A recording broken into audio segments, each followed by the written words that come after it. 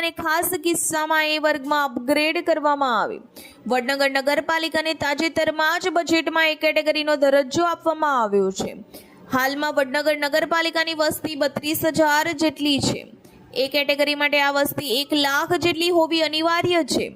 રાજ્ય સરકાર દ્વારા ખાસ કિસ્સામાં વડનગરને આ કેટેગરીમાં સમાવવામાં આવી છે।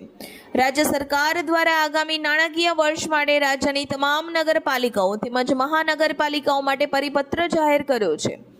નવી બનેલી મહાનગરપાલિકાઓ તેમજ વિવિધ કેટેગરીમાં સમાયેલી નગરપાલિકાઓ માટે કેવી ગાઈડલાઈન રહેશે તે જાહેર કરવામાં આવ્યું છે।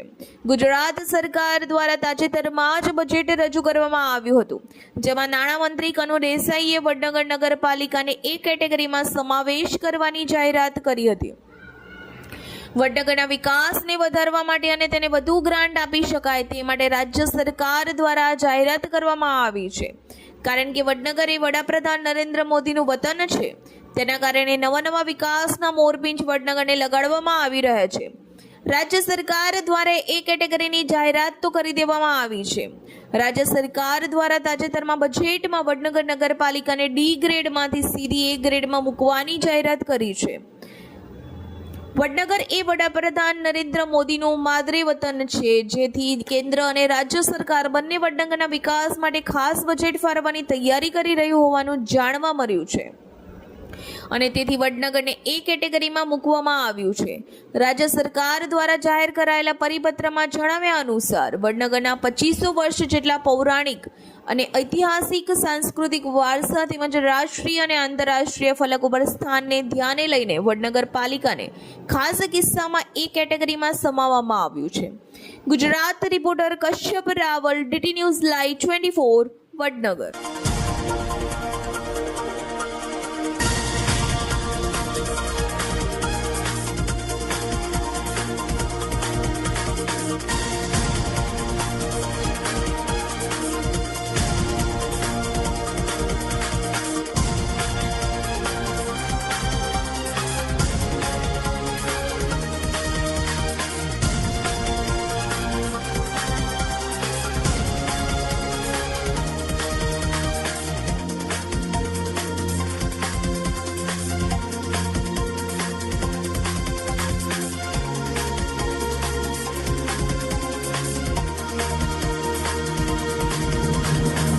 એટલે વડનગર પૌરાણિક અને સાંસ્કૃતિક નગરી છે અને વડનગરના 2500 વર્ષના ઐતિહાસિક વારસાને મહત્વ આપી કેન્દ્ર સરકાર અને રાજ્ય સરકાર બંને સાથે મળીને ટુરિઝમ દ્વારા જે આપણો વિકાસ કરી રહ્યા છે તે માટે હું આપણે વડનગરના માનનીય સપોઝ શ્રી નરેન્દ્રભાઈ મોદીને હું વડાપ્રધાન શ્રી નરેન્દ્રભાઈ મોદીનો ખૂબ ખૂબ આભાર માનું છું અને આપણા ગુજરાતના મુખ્ય ચીફ મિનિસ્ટર શ્રી ભૂપેન્દ્રભાઈ પટેલનો પણ ખૂબ ખૂબ આભાર માનું છું અને તે